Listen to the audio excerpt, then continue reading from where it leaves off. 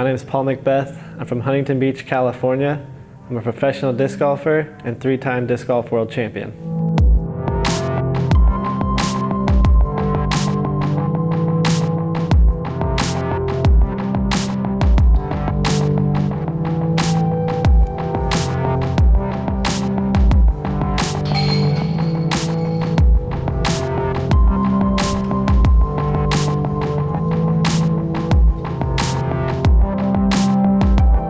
I started playing disc golf in 2004 when I was making the transfer between middle school and high school.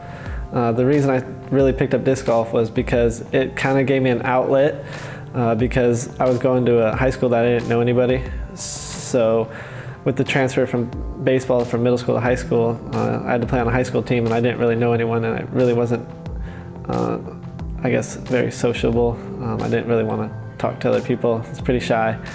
So I picked up disc golf in 2004 because I could go out there and play by myself and just enjoy time by myself, and you don't look weird out there by yourself.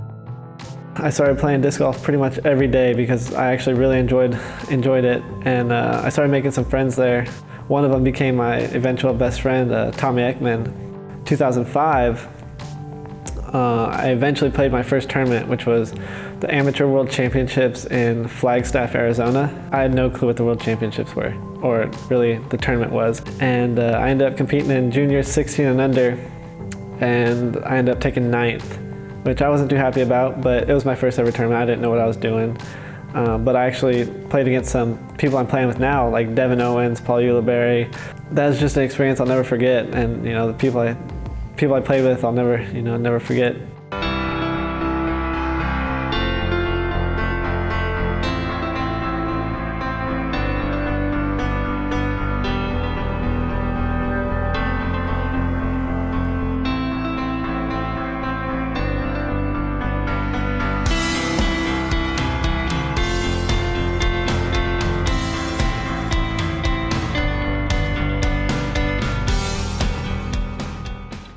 I've been touring this year with Paul since about February. We started in Las Vegas together in the trailer.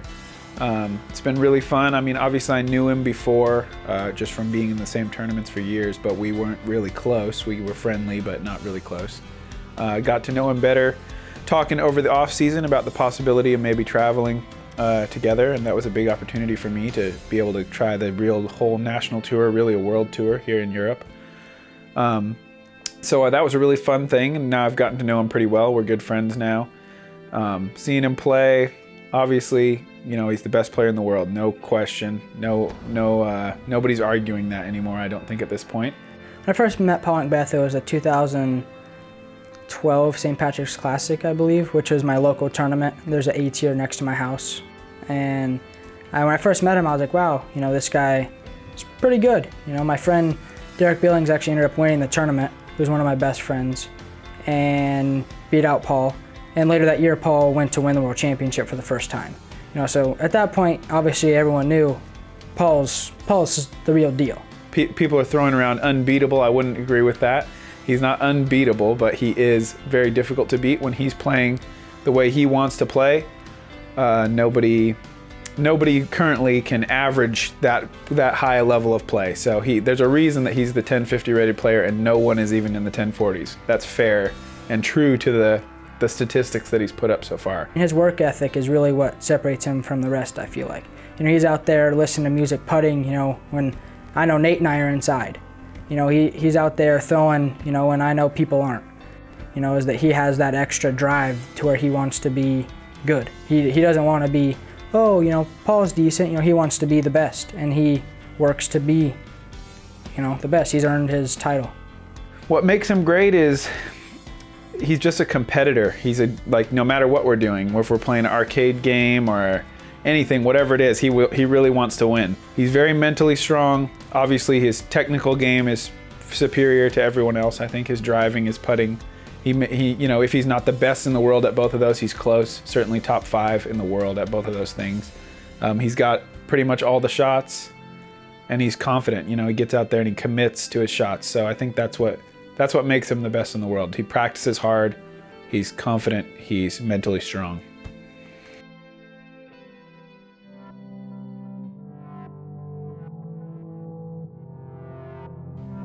My professional career started in 2008. That was my rookie year. Played as many tournaments as I could possibly travel to. It was my senior year in high school, so I still had to attend that, but I was able to get about 30 tournaments in and eventually become the Rookie of the Year. Then in 2010 was probably the biggest switch in my career. 2010 was the last year that I played baseball and fully converted over to disc golf. So 2010 was probably what made me who I am today. 2011, I won the Memorial Championships. Later in the year, I won the Beaver State Fling, and those tournaments opened up, the opportunity for me to start traveling international. And it was my first year in Europe. I played the European Open, played on the President's Cup team, met UC Maresma, and it was a trip I'll never forget. And in 2012, I was playing the Kansas City Wide Open. I ended up slipping on one of the tee pads and I ended up tearing my meniscus. My mind was fully focused on the Worlds. Went out there, trained, had a knee brace on, couldn't move as much as I wanted, and I think it shocked a lot of people that I was even in contention, and the way that I eventually won, I think it was surprising to a lot of people, but it wasn't surprising to myself.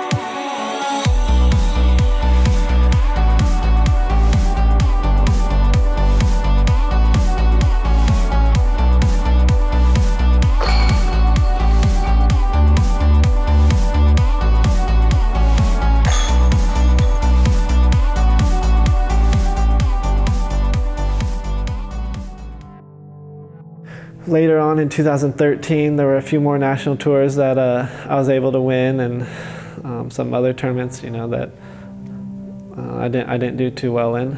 And then the World Championships again, which had all my focus yet again, because I've always told myself, you're never a true champion until you can defend your title. That was my biggest goal going back to the World Championships in Crown Point, Indiana. I felt like I went out there, performed well on every course, and I was able to win the Worlds by 4 or 6 strokes, somewhere in there. And that was just a really big personal accomplishment to be able to, to tell myself, you are a true champion. 2014 was probably my biggest year, and a lot of people, want to say it's the best year in disc golf history. I had a list of wins in 2014, but the biggest one was the 3rd world title in Portland, Oregon. It was probably my biggest comeback that I've ever had, and probably the biggest comeback that most disc golfers might ever see in their lifetime. I was competing with Nate Doss, Paul Ulibarri, Ricky Wysocki on the lead card going into the semifinals, and I think it was the 7th hole going into the semifinal rounds, and I ended up taking a 7 where the other 3 took 2s. Being within 1 or 2 strokes, and then all of a sudden 7 strokes back, seeking my 3rd World Championships. The players, the fans, just anyone that was paying attention to the World Championships saw that 7, and I would say 97%, 98% of them said I'm not winning. 2% of people thought I was going to win, and I was one of those 2%. I think I gained 4 strokes in the final 3 holes to get within 2 strokes and still come back in this tournament after being 7 strokes back with 15 holes to play. Going into that final 9, I knew I had to get strokes early. I was able to make up 1 on the first hole and then just go birdie, and then I think I had a par or something there to where Rick got, the same hole, hole 7, the one that I just took a 7 on hours earlier, I took a 4 on. I ended up giving Ricky the lead back after I just worked so hard to get it. The very next hole, Ricky threw it out of bounds twice, and ended up bogeying the hole, and I birdied it. So the momentum swing right there. The very next hole was a par 5. Ricky eagles it with this huge putt. He makes this eagle, and I just had the momentum, and somehow he just took it back. Going into the final hole, we were tied up, and we both ended up birdieing it to force a playoff with Ricky Wysocki and play pretty much one of the greatest playoffs of all time. It's just the greatest disc golf. I mean, we went birdie for birdie with the most pressure I've ever felt. And I'm sure the most pressure he's ever felt and the most pressure anyone's ever seen. And then eventually win on a par 5 with a mound. And to just make that putt and walk up that mound was probably the biggest relief I've ever felt in disc golf. And to win my 3rd World Championship in such a, in such a fashion that I did, I mean, it gives me chills today just to think about that I birdied 22 of the final 23 holes. It's just, it blows my mind, and I don't know if I'll ever be able to make a run like that again. I hope I don't have to.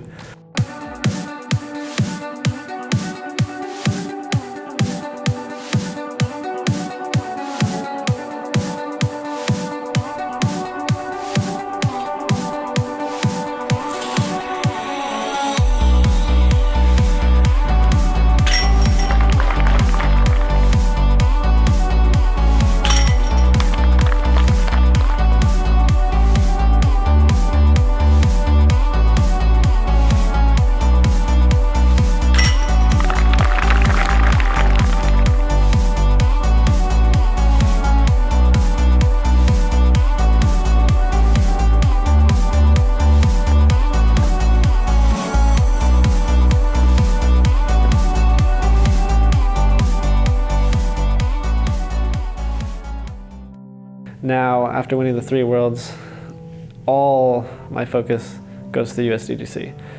Everyone's focus goes to the USDGC. When's Paul going to win this tournament? He hasn't won it. He's not, one of the greatest until he wins the USDGC. And I had, the most confidence I'd probably ever had going into that tournament. And I came out shooting the hot round. I think it was a 54, which is, I don't know how many under, but I had a few stroke lead. So after having that round, I felt like, all right, I just need to shoot a few more off of this, and I will easily walk away with this tournament. And I got way too comfortable and way too overconfident for that tournament. So I kind of got ahead of myself, shot an okay 2nd round. 3rd round just completely fell apart, beyond repair. Just could not get anything going. Just when I thought, I thought I won the tournament on the 2nd day. And that's something you can never do in any tournament. You can never win until the final putt falls. So I ended up losing the USDGC in a 3-way playoff. And it's heartbreaking. After losing the USDGC, they gave me about a trophy and a crate about this big. The trophy sits in this wooden crate, and that's probably been my biggest motivation from that tournament. I will not take that trophy out of that crate until I win the USDGC, and that really put a fuel in my fire because I hate losing. I hate losing. I have a bigger hate for losing than I do have a passion for winning. After that loss at the USDGC, it really pushed me in the off season of 2014 and into my 2015 season. So I've trained like I've never trained before, had a whole training facility built, gym, indoor baskets, indoor net, just anything you can imagine to train for disc golf. I had that made in the winter so I could train, unlike any other disc golfer has before. The first tournament I had was the Australian Open, a major that we've never had before, and it was about 35 degrees outside, and it was about 100 degrees in Australia. So the way, for that tournament, the way I prepared was I had pants on, jackets on, shirts on, probably 6 different layers, 5 layers of clothing, because I knew it was going to be 100 degrees. So I had to get my body used to practicing while being so warm and sweating and all that. I'd run on the treadmill, get a sweat going, then I'd go putt. I'd run on the treadmill, go drive. This is training I felt was necessary to be prepared for the Australian Open.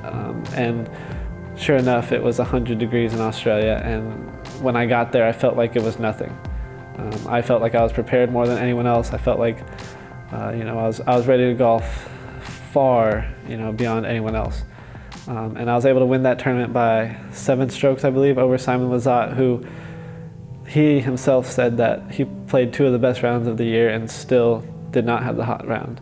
And hearing that from his mouth was probably, you know, one of the biggest compliments I could have, you know, ever imagined coming from someone, and as well, you know, as especially a fellow competitor. One of my favorite sayings is by Russell Wilson, is the separations and the preparation. I feel like I prepare better than anyone else in disc golf, and I don't look ahead. Greatness is not this wonderful, esoteric, elusive, God-like feature that only the special among us will ever taste. You know, it's something that truly exists in all of us. It's very simple. This is what I believe, and I'm willing to die for it. Period.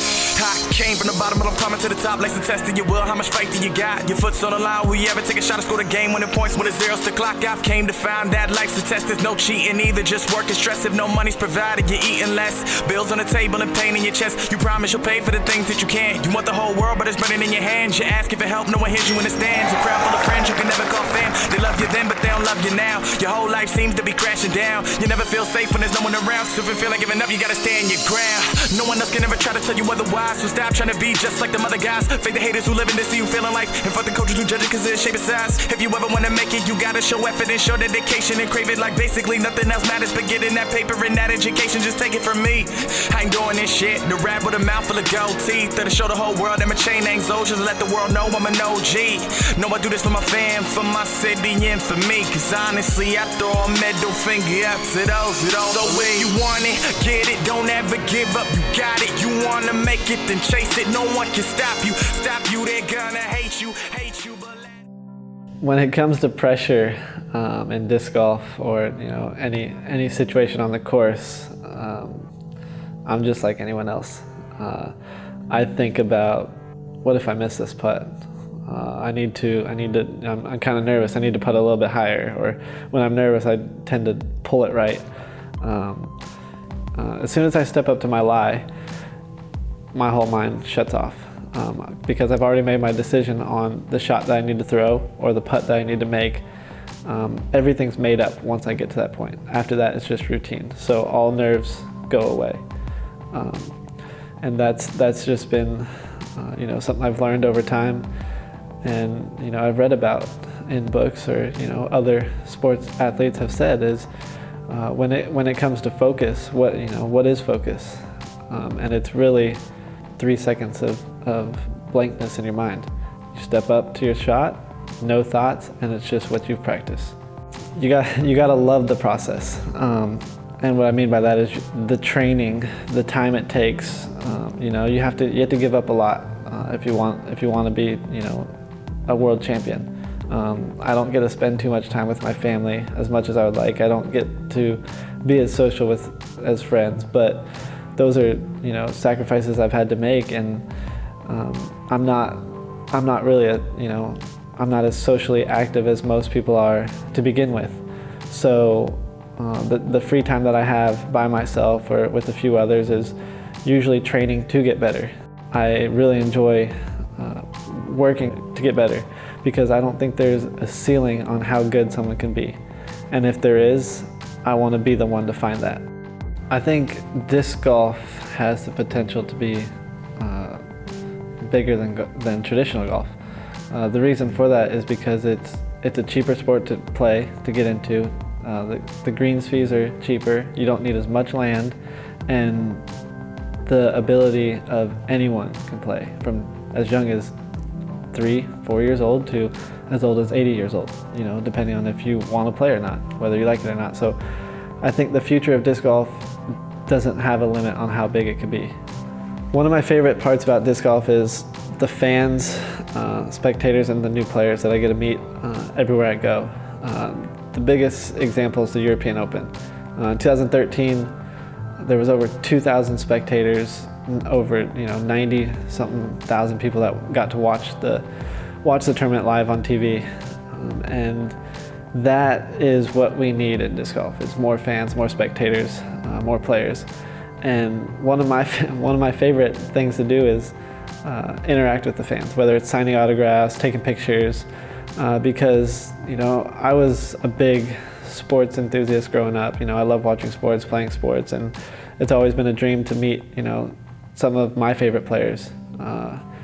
And I feel like when these fans or juniors or players come up to me and ask for an autograph, to me that's kind of like me going and meeting one of my favorite players in basketball or football or whatever sport it is. So to be able to interact with these fans so closely and the spectators is something I'll never push away. I always encourage it because you never know what an autograph can mean to someone. It can make their day, it can make their week, it can make their year. It could be one of their wildest dreams.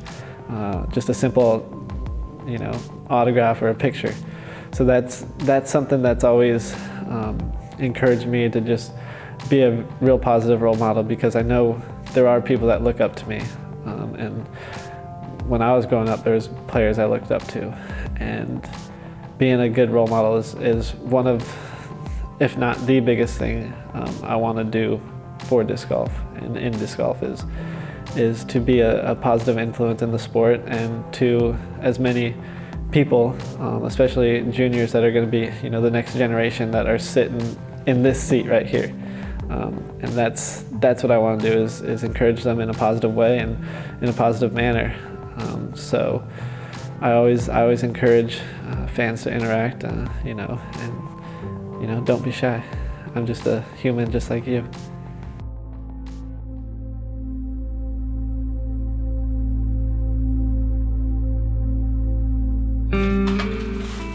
So cold. What happened to your hand? Just practicing, and I think on hole 12, kind of just threw it too hard. It was a little rainy, and something just popped right here in my thumb area. Puffiness. And your back is hurting? My back is hurting. My back is really hurting. I need to stretch it. Are you gonna put icy hot on your back? Yeah, put icy hot on my back. Yeah. If it's gonna help. Drew put on the icy hot that you have. It got really hot out on the practice field. It felt like my back was on fire. Alright, Paige, I need help on this side. Hurts.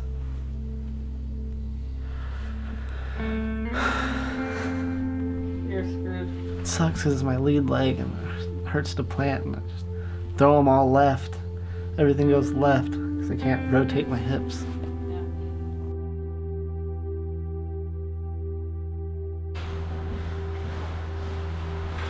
Final day. Round number 4. 3-stroke lead. It's pretty much time to put on a show. Just got to go out there today and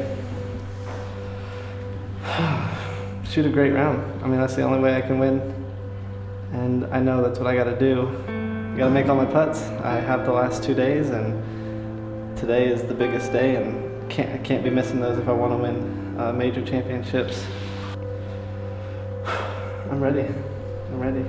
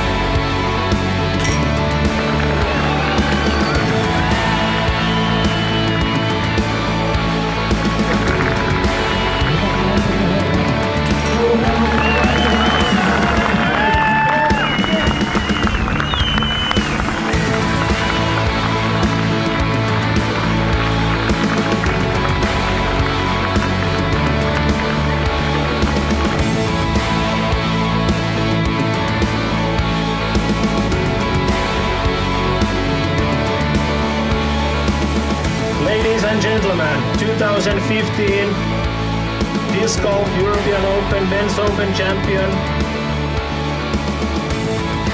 Mr. Paul McBeth.